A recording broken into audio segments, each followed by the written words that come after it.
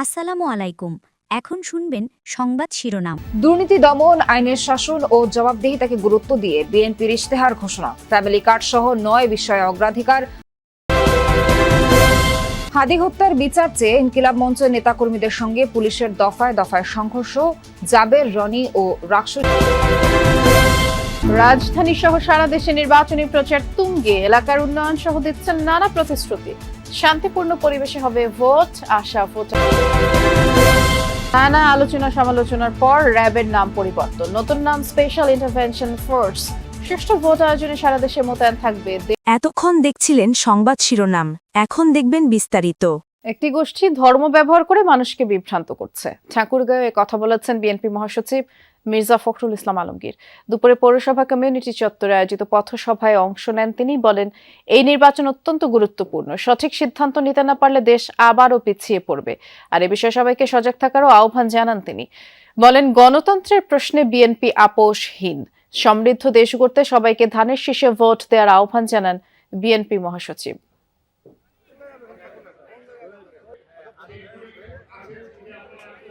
ভোটের সময় মানুষ বিভিন্নভাবে মানুষকে বিভ্রান্ত করে।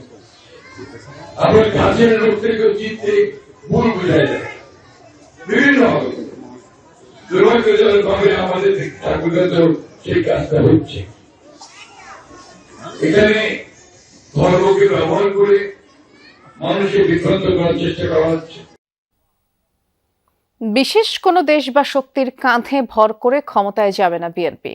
দলটির এই অবস্থান স্পষ্ট করে চেয়ারম্যানের পররাষ্ট্র বিষয়ক উপদেষ্টা হুমায়ুন কবির বলেছেন, ভারত বা অন্য কোনো দেশকে ইমপ্রেস করার নীতি নেবেন না তারা। জানালেন, সরকার গঠন করতে পারলে জনগণকে না জানিয়ে কোনো রাষ্ট্র বা বিদেশি কোম্পানির সাথে চুক্তিও করা হবে না। দাবি, ভারত পাকিস্তানের মতো গোয়েন্দা সংস্থা নির্ভর নয়। আগামীর বাংলাদেশের কূটনৈতিক সিদ্ধান্ত নেবেন রাজনীতিকরা।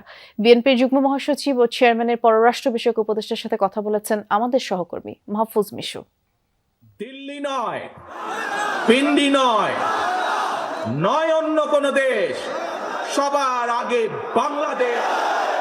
সবার আগে বাংলাদেশ, মূলত এ বার্তা নিয়েই ভোটের মাঠে বিএনপি। সেখান থেকেই প্রশ্ন, সরকার গঠন করতে পারলে কূটনীতির অগ্রাধিকার কি হবে? দলটি বলছে, আলাদা কোনো দেশকে গুরুত্ব দেবে না তারা। কূটনীতির পথ চলা হবে বহুপাক্ষিক, সাথে স্থায়ী কোনো বন্ধু বা শত্রু নয়। দ্বিপাক্ষিক সম্পর্ক হবে পরিবর্তনশীল দেশের স্বার্থেই। Our foreign policy position will be based on the national interests of the people of Bangladesh. 5 আগস্টের গণ অভ্যুত্থানের পর থেকেই চরম টানাপোড়েনে ঢাকা দিল্লি সম্পর্ক। ভোটের পর এই সম্পর্ক কি স্বাভাবিক হবে? শেখ হাসিনা আর আওয়ামী লীগ ভারত বুঝতে হবে বাংলাদেশে এক্সিস্ট করে না। আর এই জিনিসটা যদি তারা বুঝতে পারে, তাহলে ওই মাইন্ডসেটে তারা যদি আসে, এটা হচ্ছে বেসিক একটা foundation for moving relations forward. এখানে ভারতকে ইমপ্রেস করার রাজনীতি আমরা করি না, আমরা বাংলাদেশের মানুষকে নিয়েই রাজনীতি করি। নতুন সরকার গঠনের পরপরই নবায়ন করতে হবে গঙ্গা চুক্তি। আর দীর্ঘদিন ঝুলে থাকা তিস্তার পানি চুক্তি নিয়েও ভারত না চীন কোন পথে হাঁটবে আগামীর বাংলাদেশ? ইন্ডিয়া হ্যাপি না চায়না হ্যাপি, এটা আমাদের জন্য প্রাধান্য না। আমাদের জন্য প্রাধান্য তিস্তা হওয়া, এবং যে কোনো মূল্যে আমরা এটা আমাদের করতেই হবে। তো এগুলো দরকার হলে আমরা ইন্টারন্যাশনাল কোর্টে যাব। এই দাবি দেখে আমরা সরে আসবো না ওখানে। It is a top priority for us. বিশেষ কোনো শক্তি বা দেশের কাঁধে ভর করে যে ক্ষমতায় থাকা যায় না, সেটি 5 আগস্টের শিক্ষা বলে মনে করছে বিএনপি। কোনো পলিটিক্যাল ক্লাস বা পলিটিক্যাল স্টেক হোল্ডার যে বাংলাদেশকে একটি গোলাম রাষ্ট্র হিসাবে অন্যর উপর নির্ভরশীল করে রাষ্ট্র পরিচালনা করবে, ইট ডাজন্ট এক্সিস্ট। যদি কেউ চেষ্টাও করে, they will be thrown out. হাসিনার মতো মিস্টেক কেউ আর করবে না। It is a wake-up call to the political class of Bangladesh, এবং it will stand as an example of what can come if you misrule this country. যুক্তরাষ্ট্র, চীন বা ভারত যে কোনো সম্পর্কেই দেশের স্বার্থ প্রাধান্য পাবে দাবি করে বিএনপি ক্ষমতায় গেলে গোপন কোনো চুক্তির আশঙ্কা নাকচ করেন দলটির এই যুগ্ম মহাসচিব। ন্যাশনাল ইন্টারেস্টের ভিত্তিতে যে কোনো চুক্তি, এটা পার্লামেন্টে ডিসকাশন হবে। পার্লামেন্টে ডিসকাশন হওয়ার পরে it will be approved. is at the center. না, প্রশ্নই আসে না।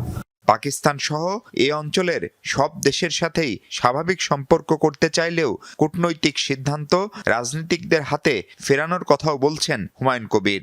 We need to get foreign policy out of the hands of agencies and move it to the politicians. Mahfuz Mishu, Jamuna news, Dhaka. নারী ইস্যুকে কাজে লাগিয়ে কিছু গ্রুপ জামায়াতের পেছনে লেগেছে। আইডি হ্যাকের বিষয়ে সবকিছু স্পষ্ট হওয়ার পরও একে নিয়ে ফায়দা লুটতে তৎপর একটি রাজনৈতিক দল, এমনটা বলেছেন জামায়াত ইসলামের আমির ডাক্তার শফিকুর রহমান। সকালে নির্বাচনী জনসভায় যোগ দিয়ে কিশোরগঞ্জে তিনি বলেন, জামায়াত কারো কাছে কোনো আনুকূল্য চায় না, কিন্তু কেউ ক্ষতি করতে চাইলে ছাড় দেওয়া হবে না। নারীদের সমাজের সর্বোচ্চ সম্মানের জায়গায় রাখার প্রতিশ্রুতি দেন তিনি। আরো বলেন, ক্ষমতায় গেলে নদী দিয়ে উন্নয়ন শুরু করা হবে, কৃষিকে শিল্পে পরিণত করা হবে। এদেশের টাকা যারা পাচার করেছে সে টাকা ফেরত আনারও প্রতিশ্রুতি দেন জামায়াত আমির। আইডি হ্যাক করে অত্যন্ত নোংরা মেসেজ সেখান থেকে দেওয়া হয়েছে। আমাদের আইটি টিম ব্যবস্থা নিয়েছে এবং পেয়েও গেছে যে কোন জায়গা থেকে কারাই কাজ করেছে। আশ্চর্যের বিষয়, একটি রাজনৈতিক সংগঠন এই সব কিছু স্পষ্ট হওয়ার পরেও এইটা নিয়ে তারা এখন ব্যবসা করছেন। বন্ধুরা, মানুষ চিনে কে কাকে কিভাবে সম্মান করে। জনগণের ঠেলায় পড়ে বিএনপি এখন গণভোটে হ্যায়ের পক্ষে কথা বলছে। ময়মনসিংহে নির্বাচনী জনসভায় এমনটা বললেন জামায়াত আমির doctor Shafiqur Rahman. Circuit house ময়দানে আয়োজিত জনসভায় তিনি বলেছেন, দেশের টাকা যারা বাইরে পাচার করেছে তাদের ঘুম হারাম করে দেবে জামায়াত। বেকার ভাতা, কৃষক ভাতা, ফ্যামিলি কার্ডের নামে একটি দল মিথ্যা প্রতিশ্রুতি দিচ্ছে বলেও অভিযোগ করেন জামায়াত আমির। বলেন, 11 দলীয় জোট ক্ষমতায় গেলে মা বোনেরা নিরাপদ থাকবে। দেশের মানুষ আর পুরনো রাজনীতি দেখতে চায় না। জনসভায় ময়মনসিংহ জেলার 11টি আসনের জোটের প্রার্থীদের পরিচয় করিয়ে দেন জামায়াত আমির। ভোট চান দলীয় প্রতীকে। আলহামদুলিল্লাহ, অনেকে এখন আস্তে আস্তে বলা শুরু করেছেন আমরাও হ্যাঁ। খেলার নাম বাবাজি। জনগণের খেলা এটা ভীষণ শক্তিশালী খেলা।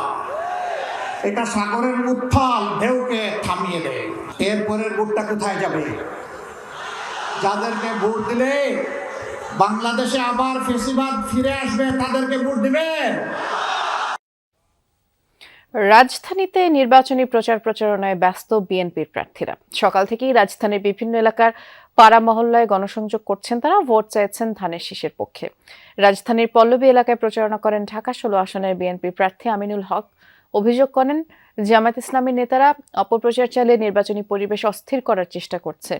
জানান, কেউ যদি নির্বাচনকে ভিন্ন খাতে প্রবাহিত করার অপচেষ্টা করে তা বিএনপির নেতাকর্মী সমর্থকরা শক্ত হাতে দমন করতে প্রস্তুত। দিনভর